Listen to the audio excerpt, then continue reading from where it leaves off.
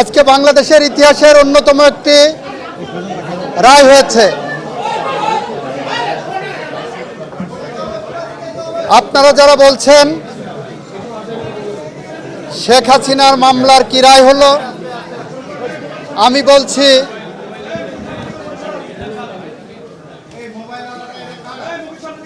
জুলাই বিপ্লবে যারা শহীদ হয়েছেন তাদের মামলার কি রায় হলো। আমরা বলতে চাচ্ছি জুলাই বিপ্লবে শহীদদের মামলায়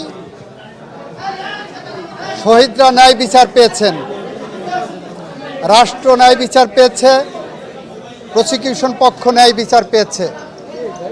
সেই ন্যায় বিচার প্রতিষ্ঠা করতে যে সেই ন্যায় বিচারের মানদণ্ড হলো এই মামলার